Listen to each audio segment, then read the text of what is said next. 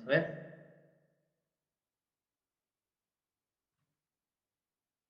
Listo.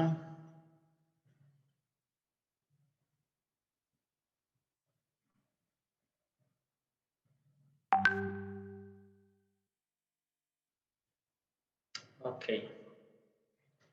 Son 6, 12, 18. Esperamos, por favor, un minutito más entonces.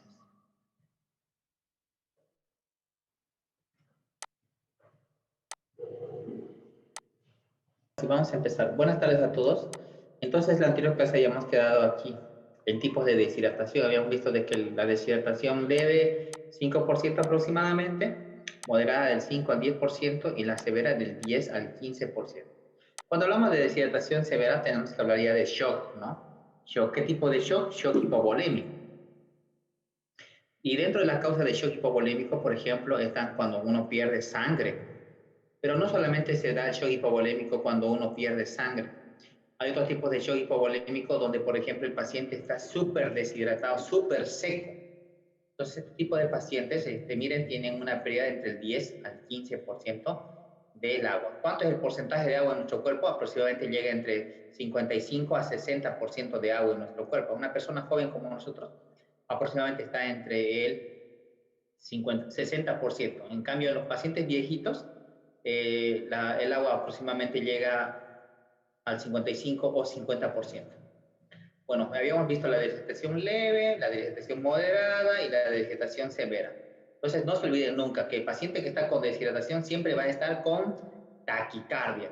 ¿Qué es la taquicardia? La taquicardia no es más que el aumento de la frecuencia cardíaca. Ya, y va a estar con oliguria. Bueno, entonces algunos signos y síntomas en cuanto a la deshidratación son estos. Estos son los signos y síntomas. Estos son pregunta de examen típica, ¿no? ¿Cuáles son los signos de un estado de deshidratación? Axilas secas, piel poco turgente, no hay el signo del pliegue. ¿Cómo se hace el signo del pliegue? Cuando nosotros agarramos la parte dorsal de la mano y le hacemos, enganchamos, como pellizcamos, ¿no? Y este pellizquito, pues generalmente tiene que ser de retorno inmediato, es decir, vuelve lo normal la piel en cuestión de segundos. En cambio, cuando no vuelve rápidamente, se dice que tiene el signo del pliegue. Después tenemos la lengua seca rojiza, decimos lengua saburral o la lengua seca. No saque la lengua y la lengua está seca. La tensión ocular disminuida, eso quiere decir que el paciente está enoftálmico, es decir, con los ojos metidos al cerebro, hundidos los ojos. Está taquicárdico, está taquipnéico, es decir, con aumento de la frecuencia respiratoria. Puede estar o no puede estar hipotenso, puede estar oliguria, quiere decir que el paciente está orinando muy poco o nada. Y los rasgos afilados. ¿Qué quiere decir los rasgos afilados? Quiere decir que, por ejemplo, cuando uno está deshidratado, la nariz se vuelve medio puntiaguda, los ojos como están medio hundidos, la radiación superciliar se vuelve bien marcada. A eso quiere decir rasgos afilados. En cuanto a los signos, la postración, lógicamente, un paciente que está deshidratado severo no va a poder andar, está dinámico. Y esta es una de las causas frecuentes, por ejemplo, de internación. Va a estar asténico. ¿Qué quiere decir asténico? Que el paciente no va a tener hambre. Ya va a estar apático. Anoréxico, que no comió nada. Astenia quiere decir que tiene poca hambre y anorexia que no tiene nada. Puede estar con náuseas, con vómitos y puede estar el paciente ansioso. Ok, entonces en cuanto a los síntomas no se olviden y los signos. Ya vemos los datos clínicos en cuanto a la deshidratación leve, moderada o severa, u otra clasificación que es la deshidratación para el tema de la hidratación, ¿no? Hidratación tipo A, deshidratado tipo B y el shock hipovolémico tipo C. Entonces aquí vamos a ver, por ejemplo, en el deshidratado leve, el estado neurológico, el paciente está alerta, es decir, vos le preguntas y el paciente te responde. Cuando hay una deshidratación leve, el paciente está levemente irritable y cuando está con una deshidratación severa o hipotenso, el paciente está letárgico, inconsciente, está soporoso. En cuanto a los ojos generalmente cuando está con una deshidratación leve puede estar con lágrimas normales. En cuanto a la deshidratación, el tipo B, los ojos están levemente hundidos y cuando están deshidratados totalmente, pues no hay lágrimas. Cuando es un bebé, por ejemplo, la fontanela anterior generalmente es medio hundida, ¿ya? O poco hundida, En el tipo B y en el tipo C son demasiado hundidos la fontanela anterior. ¿Y qué es la fontanela anterior, chicos?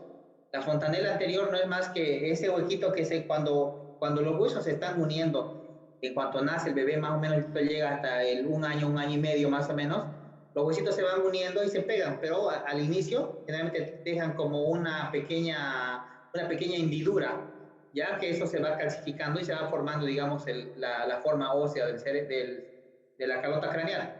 Entonces la fontanela anterior en la parte anterior y viene la fontanela posterior igual, ¿no? En cuanto a las mucosas en ambas, en las tres están secas. La turgencia, es decir, el signo del pliegue, lenta en la primera, muy lenta y muy lenta en la tercera. El llenado capilar, bueno, en el shock hipovolémico está siempre alterado. ¿Qué es el llenado capilar? El llenado capilar no es más que cuando nosotros le hacemos en el dedito, a ver, voy a ver si me pueden ver. A ver, un ratito. Ya. ¿Qué es el signo del llenado capilar? Nosotros agarramos el dedito y lo presionamos. Presionamos 5 segundos y soltamos.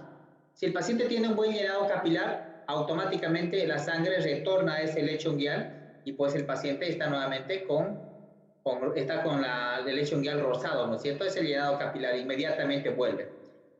La presión sistólica, generalmente ya a partir del deshidratado tipo B y el deshidratado tipo C, está baja. Normal, baja generalmente, y en el shock lógicamente va a estar más bajo, ¿no? Con una presión diferencial de pulso bien disminuida por debajo de 20. Y la frecuencia cardíaca, pues lógicamente en pacientes en pacientes que están deshidratados tipo B o tipo C, van a estar taquicárdicos. Bueno, con eso ya hemos terminado lo que es el estado de hidratación. Y vamos a empezar el estado de conciencia. En lo que es el estado de conciencia, en realidad hay 7 cosas importantísimas que uno tiene que valorar. ¿Cuáles son esas 7 cosas importantes que el médico tiene que valorar cuando está viendo el tema del estado de conciencia? La atención, el lenguaje, la praxia, la anoxia, la afectividad, el juicio, el razonamiento y la memoria. Son 7 cosas. Entonces, aquí le pueden colocar, mire, atención, ALE, de atención y lenguaje, ya, la P y la G de praxis y de anoxia. Y lo demás es fácil de rellenar. Entonces, este tipo de observación se tiene que hacer ni bien el paciente pise su consultorio o pise la sala de medicina interna. Entonces uno ve a la manera de que va charlando con el paciente, ve justamente cómo está el paciente, cómo está vestido, cómo responde las preguntas el paciente, qué tipo de fases tiene el paciente. Entonces ahí uno se da cuenta más o menos de qué tipo de estado de conciencia tiene. ¿Ya? Entonces uno ve el nivel de inteligencia, ve las funciones cerebrales superiores, el estado de ánimo del paciente, el temperamento, puede ser, miren acá, indiferente, aquí totalmente soporoso. Entonces vemos eso a la entrada, cuando está entrando el paciente en camilla o está andando, lo vemos. Entonces, para hacer este tipo de evaluación del estado de conciencia, uno tiene que adaptarse al nivel cultural de la persona. Es decir, no todas las personas son leídas, ¿no? Ni tampoco estudiadas. No tiene que muchas veces bajarse. Yo conozco bastantes maestros médicos en Sucre, por ejemplo, y aquí mismo, donde hablan de una manera normal, como hablando, por ejemplo, en Sucre yo veía que mis profesores hablaban en quechua para poder entrar en una relación médico-paciente. Acá, en cambio, se puede hablar, el doctor Justiniano, por ejemplo, no sé si lo conocen, igual, él habla, por ejemplo, ignaciano con algunos pacientes. Entonces, uno se tiene que adaptar al nivel cultural de la persona. En cuanto a la evaluación del estado mental, entonces vamos a ver, uno, el nivel de conciencia. Y para ver el nivel de conciencia, tenemos que saber si la persona está orientada en tiempo, espacio y persona. Lo primero que uno cuando coloca, por ejemplo, en la evolución dice paciente orientado en tiempo, espacio y persona. ¿Ya? Entonces, ¿cómo saber cuando el paciente está orientado en tiempo? Se le hace, ¿sabe qué fecha es hoy día? ¿En qué mes estamos? ¿Sabe qué día de la semana es? Entonces, saber que si el paciente te responde bien, sabe que está orientado en tiempo. Y en espacio, le preguntamos, ¿no? ¿Usted sabe en qué servicio estamos ahorita, está internado? ¿En qué hospital es este? ¿Qué departamento es? Entonces, sabe o está orientado en espacio. Y reconocimiento en persona, ¿no? ¿Cuál es su nombre? ¿Cuál es su apellido? ¿A qué se ocupa? ¿Cuál es su profesión? entonces está orientado en persona. Normalmente la persona cuando está con una fases compuesta, cuando el paciente, por ejemplo, entra caminando y se muestra con un temperamento bien atento, entonces generalmente estos pacientes están orientados en tiempo, espacio y persona. ¿Ya? Bueno, entonces además de eso, siempre hacer algunas preguntas o en el caso de que el paciente no te llegue a atender atención si está en cama postrado, hacer algunos ruidos, moverlo al paciente para ver si reacciona, tocarlo. Y muchas veces nosotros, por ejemplo, para ver si el paciente realmente está soporoso, está en coma o está obnubilado, nosotros hacemos el estímulo doloroso. ¿Dónde se hace el estímulo doloroso? Se hace a nivel de la tetilla. Agarramos la tetilla, la pellizcamos la tetilla, ¿no? El paciente, ¡ay! Grita si el paciente, digamos, está levemente somnoliento. Si el paciente está soporoso o está comatoso, no te va a responder o te responde muy poco. Otra forma de ver, de ver la respuesta al estímulo doloroso es ver a nivel de los lechos unguiales, es decir, nosotros agarramos a nivel del lecho unguial, por ejemplo, del primer ortejo de la mano, agarramos con un bolígrafo y presionamos. Es un dolor igual, es un estímulo doloroso intenso y el paciente, pues generalmente si está levemente somnoliento, pues va a responder. ¿Ya? Vamos a ver los niveles de conciencia. ¿Cuáles son los niveles de conciencia? Ok, a ver un momentito. Se bloqueó. Allá. Ya. Entonces, en cuanto a los niveles de conciencia, son 5. Lucidez, obnubilación, somnolencia, estupor y coma. Sería bueno que se memoricen esto. Son 5 cosas. Lucidez, en orden decreciente, ¿no? Primero lucidez, luego le sigue obnubilación, somnolencia, estupor y coma. Y el coma luego se va a dividir en coma superficial y en coma profundo.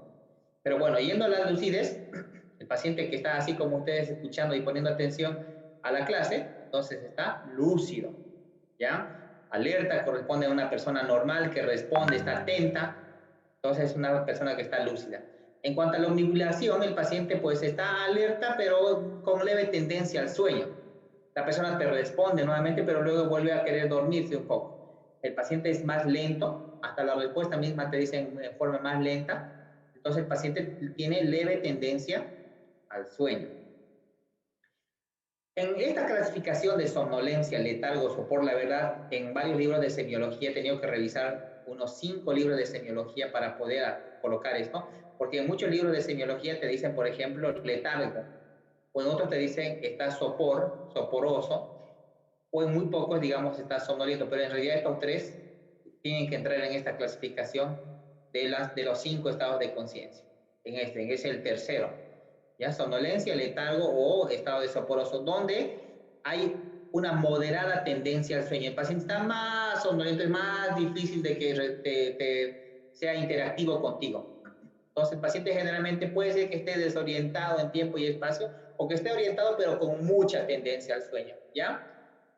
Entonces, se caracteriza por una disminución de la actividad vigil y el estado de sueño es mucho más marcado. En cambio, el estado estuporoso es otro estado más profundo de somnolencia, una tendencia más marcada al sueño. El paciente solamente te responde, digamos, cuando vos actúas al estímulo doloroso. Le pellizcas y te responde sí, te dice, ¿cuál es su nombre? Le preguntas y puede ser que te responda como puede ser que esté desorientado. Entonces, igual. O a veces te hace un gemido, te hace un gesto, ¿no? Con la cara y pone una fase maníaca, por decirte, y luego vuelve a dormir. Entonces, es el estado estuporoso. Y, lógicamente, el estado comatoso.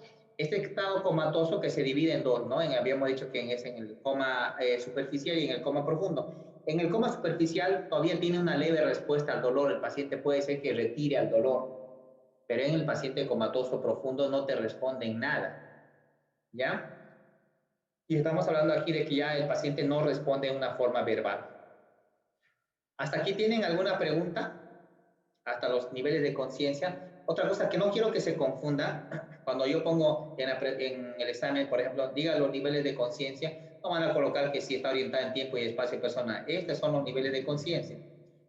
lucidez, somnovilación, somnolencia, estupor y coma. Ya son los grados de conciencia. Ok, miren aquí una persona, este paciente, por ejemplo, yo puedo decir que está fácilmente o nubilado o está somnoliento. A comparación de este otro paciente, por ejemplo, que este paciente, por ejemplo, puede ser que esté aún nubilado, ¿ya? Y este paciente que está comatoso, ¿no? Imagínense, no siente ni siquiera el tubo que va directamente a los pulmones. Ok, pasamos entonces y vemos ahora las funciones cerebrales superiores.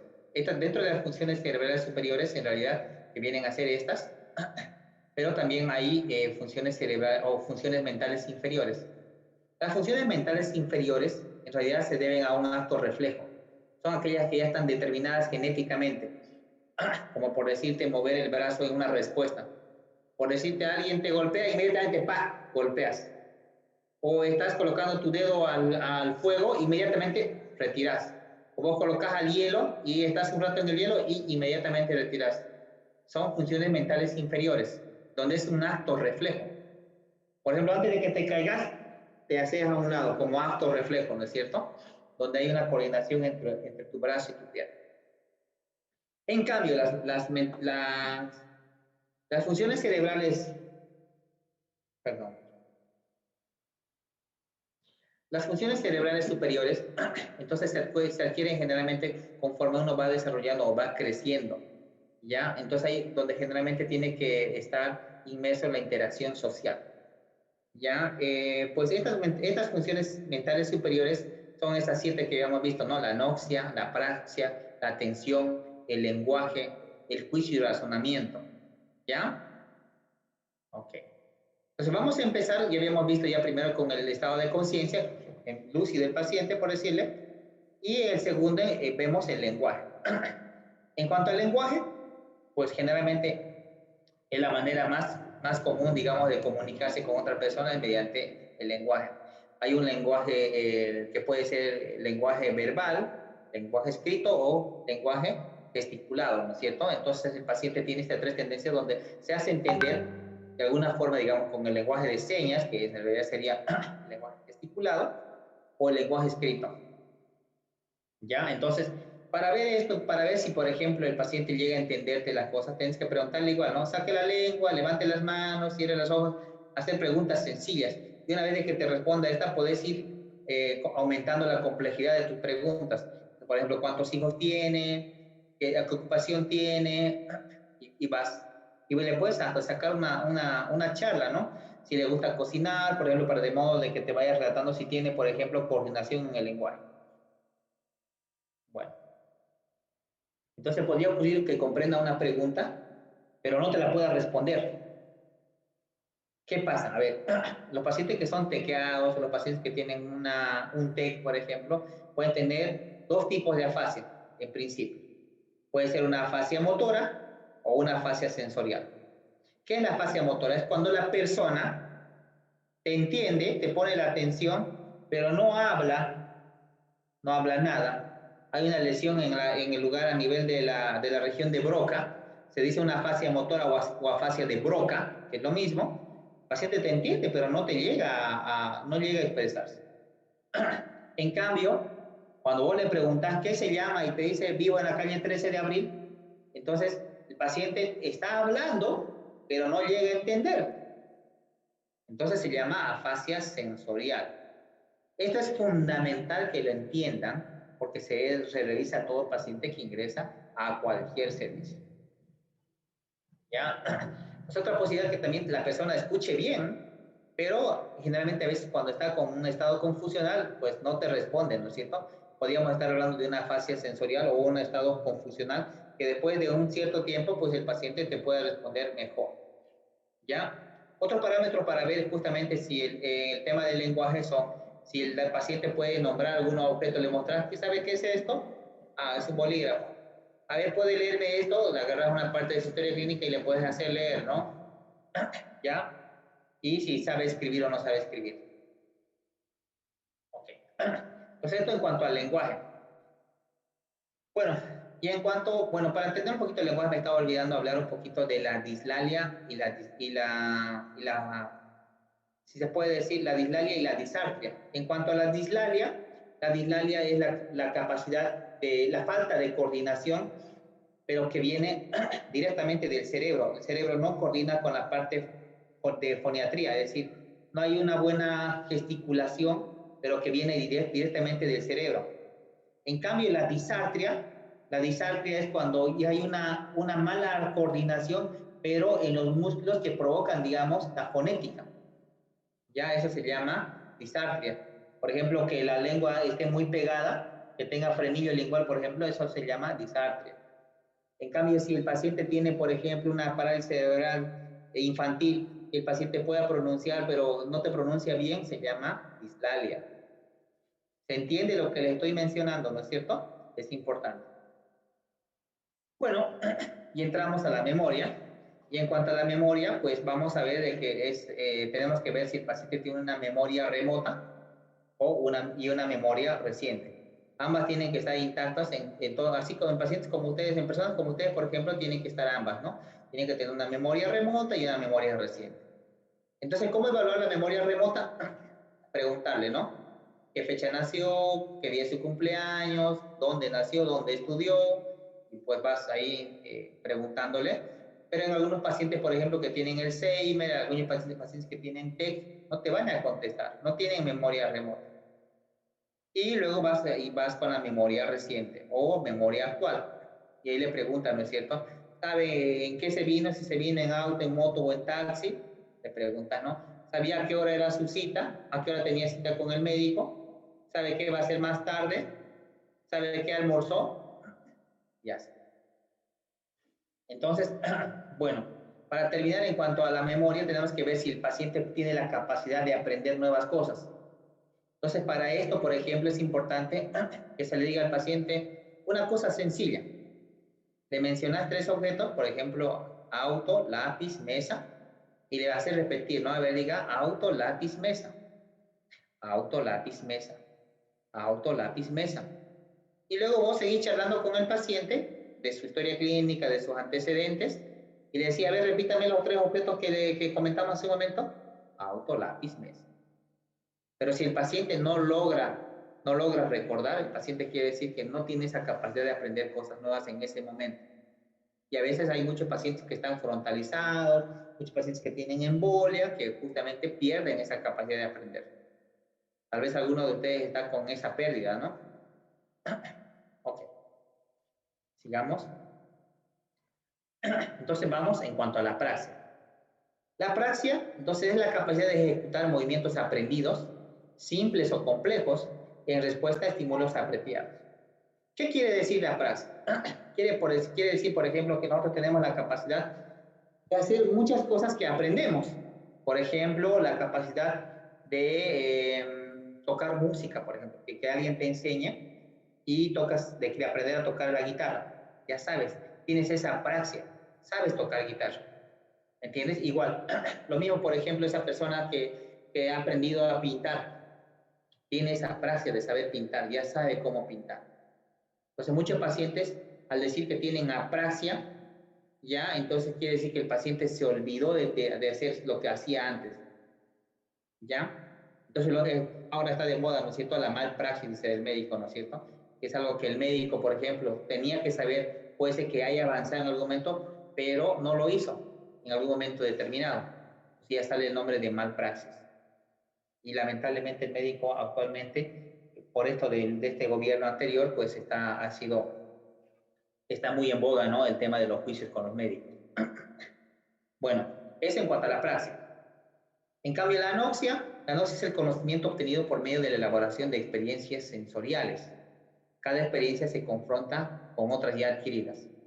¿Qué quiere decir esto? Vos aprendiste algo, por eso vos aprendiste de que el caballo tiene su cola, tiene sus 4 patas, tiene su cabeza y tiene su lomo, y tiene la parte de decir, la cola de caballo, que va. Pero si vos ves a un burro y te dicen es caballo, no es caballo, porque yo en mi mente sé cómo es el caballo. Entonces eso se llama anoxia. Anoxia, por ejemplo, que algo ya viste cómo es y te dicen algo, por decir, confrontar la experiencia vivida con la nueva. Es lo mismo que, por ejemplo, vos agarrás, pues miren, en este momento estoy agarrando un termómetro, pero con los ojos cerrados, y yo puedo identificar con mi mano, ejerciendo una cierta presión, y digo, sí, esto es un termómetro, porque yo más antes ya lo palpé al termómetro y sé cómo es. Entonces eso se llama anoxia. Entonces, por ejemplo, si yo tengo una embolia, y puede ser que todo mi cuerpo del lado izquierdo no pueda mover, entonces yo agarro con mi brazo que está consciente, yo me agarro otro mi brazo y no lo reconozco, no lo siento, no es mío. O sea, estoy perdiendo, tengo agnosia de reconocer mi otro en mi cuerpo, ni en mi cuerpo del lado izquierdo. ¿Se entiende? ¿Se entiende lo que quiero decir, no es cierto? Estás perdiendo la nocia, el conocimiento que adquiriste de cómo era tu cuerpo, por decir, de ver cómo era tu cuerpo que tenía dos manos. Entonces, esto en cuanto a la praxis y a la noxia. Ahora, vamos en cuanto a juicio y razonamiento, que es en realidad sencillo ver esto, ¿no? Vas y indagas a hacer un poco de preguntas y el paciente te va respondiendo de una manera, tiene cronológica o de la mejor forma, ¿no? Y ahí puedes ver, pues, digamos, su grado de escolaridad, su grado, por ejemplo, de responder preguntas rápidas o preguntas capciosas. Entonces, ¿qué dice? Es la capacidad de aprovechar la experiencia para improvisar soluciones a nuevos problemas. Vos le preguntas, le haces una pregunta capciosa y de ahí vemos la capacidad de cómo te responde. La capacidad de aprender rápidamente y exactamente, ¿ya? Tiene la habilidad de adaptarse a situaciones recientes y nuevas. Fíjense, pues, mire, entre un 40 y un 80% de nuestras capacidades pueden ser genéticas. ¿Eso qué quiere decir? Que tal como somos ahora, puede ser que miren, un 50% pongámosle de promedio, pues estas capacidades de responder rápidamente son genéticas. Eso en cuanto a juicio y razonamiento.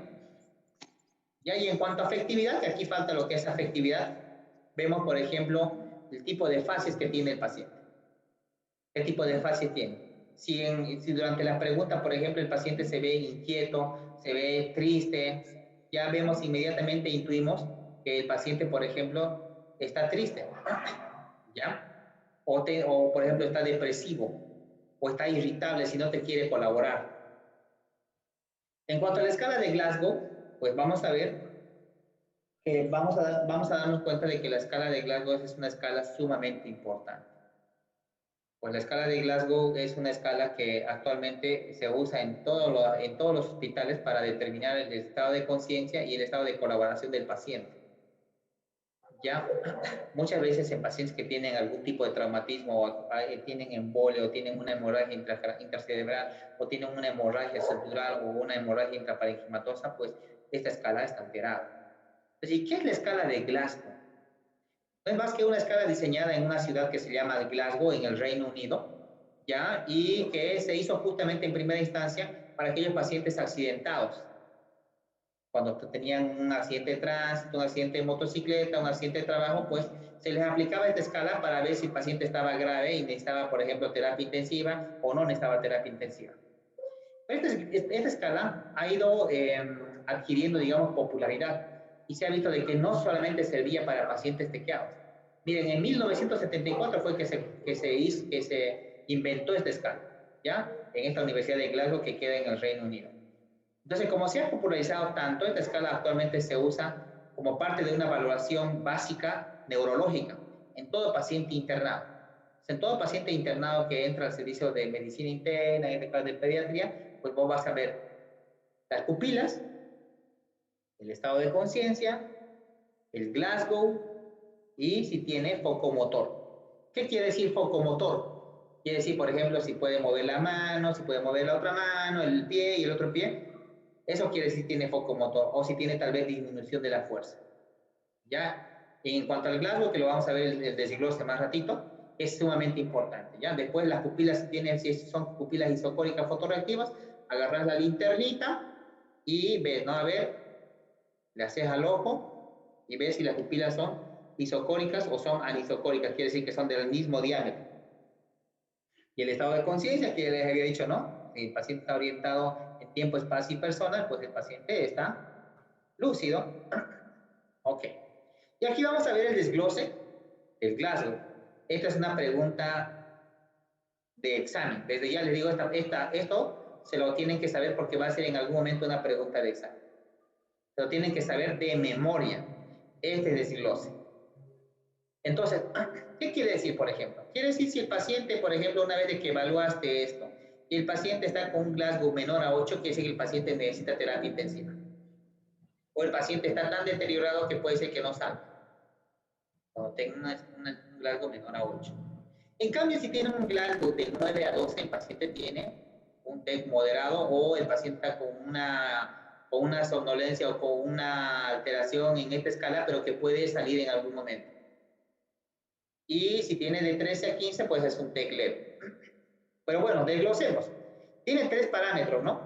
La apertura ocular, la respuesta verbal y la respuesta motora. Miren, dense cuenta, miren, la apertura ocular tiene 4 como máximo, la verbal tiene 5 y la motora tiene 6.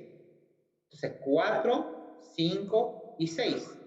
Si ustedes suman esto, tiene que sumar, ¿cuánto tiene que sumar? 15. La respuesta entonces máxima es Glasgow 15-15. Personas así como ustedes, como yo, por ejemplo, estamos con Glasgow 15-15. Y vamos a ir desglosando. Entonces, en cuanto a la apertura ocular, cuando es espontánea, por ejemplo, cuando me están viendo ustedes ahorita, es 4-4, que es 4, se pone guión 4. Es decir, tiene una respuesta de 4 sobre 4, quiere decir 4-4. Si el paciente está durmiendo y le decía, a ver, Juan, y abre los ojos a la voz 3/4. Si el paciente está durmiendo y Juan le decía y no te levanta, pero le pellizca la mama y se despierta, entonces respuesta 2-4. Pero si vos le haces de todo, lo pellizcas, lo mordés y no te responde, 1-4. Entonces esto en cuanto a la respuesta ocular. En cuanto a la respuesta verbal, pues vemos como respuesta máxima 5. Si el paciente está orientado, orientado en tiempo, espacio y persona, va a tener 5/5. Si el paciente está confuso, está desorientado, le decís, ¿qué se llama? Y te dice, vivo en la 13 de abril. Entonces el paciente está confuso, 4/5. Si el paciente, por ejemplo, le decís, ¿qué se llama? Y decís, mi hija, ¿cuántos años tiene? El sol. Te dice cosas inapropiadas y te dice, generalmente sus respuestas son cortas, no te dice yo vivo en la 13 de abril, digamos. Dice corta, sol. O te dice, ¿qué? ¿Cómo? Así, respuestas inapropiadas, 3-5. Pero si el paciente o bien masculla o bien gime, o dice, pero no responde, 2-5. Si el paciente le pellizca, lo mordés igual y no te responde nada, es 1-5. Orientado, confuso, inapropiado, ya mascullado y ninguno. En cuanto a la respuesta motora, son 6 y son las siguientes. Paciente que obedece orden, a ver, levante la mano, levanta la mano, levante el pie, levanta el pie, saque la lengua, pues 6, sí, 6 sobre 6. Si el paciente no te logra obedecer, pero te dice, a ver, ¿dónde le duele? O vos le agarrás y le pellizcás, por ejemplo, en una parte de su cuerpo y el paciente con la otra mano lleva ahí donde el lugar donde le estás pellizcando, localiza el dolor. Entonces es 5 sobre 6. Si vos le pellizcas en la pierna y con su mano él retira tu mano para que no le pellizques, es 5-6. Pero si el paciente, vos le pellizcas la mama y el paciente no llega no llega con su mano al lugar donde le duele y solamente mueve su brazo como tratando de retirar el dolor de tu brazo, pero no llega a alcanzar tu brazo, es 4-5, es decir, retira el dolor. No llega a botar tu mano, digamos, para que no lo pellizque, solamente mueve su mano tratando de que de alguna forma, digamos, muevas tu mano, pero no llegas a mover tu mano. La flexión anormal se llama decorticación y la extensión se llama descerebración. Ya habíamos visto en anteriores diapositivas. 3 es decorticación y 2 es descerebración. En este caso aquí le está puesto flexión anormal y extensión anormal. ¿Qué quiere decir flexión? Que es decorticación, así la mano, ¿no? Así, empuñado y hacia adentro. En cambio, descerebración es hacia afuera. No se vayan a olvidar nunca. Y si vos lo mordés, lo pellizcás, le haces todo y no hay respuesta motora, es 1. Entonces, ¿cuál es la peor respuesta que puede tener un paciente que está listo ya para el cajón? Es 3/15. No hay ojos, no hay verbal, no hay motora, el paciente está para el cajón de entrada. ¿Ya? Pero si llega a tener algo de esto y la valoración es 5 o 6, el paciente puede ser que se salve con una cirugía, con algo, puede ser que el paciente pueda mejorar su GLAD. Ya estamos con 1 minuto, hasta aquí vamos a quedar y quiero que si tienen alguna pregunta, que hagan alguna pregunta ahora sobre esto, que en realidad esto es para el examen. ¿Tienen alguna pregunta, chicos?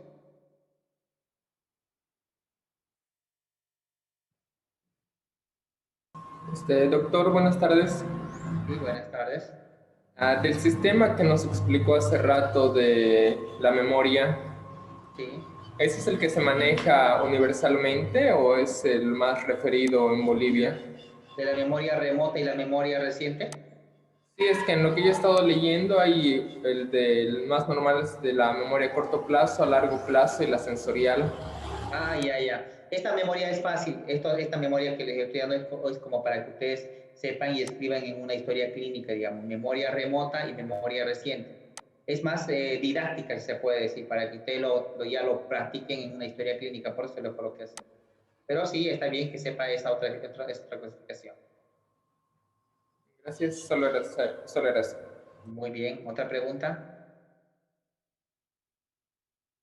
Chicos, ¿alguien? Quiero ver sus caras, por favor, a ver, ya tenemos 1 minuto. Pongan por favor sus imágenes. Eso, ¿cómo están, chicos? ¿Qué tal? Así es bueno verse la cara de vez en cuando. ¿Qué tal? Un saludo. Ahora pregúntenme si tienen algo así, mejor. ¿Tienen alguna pregunta?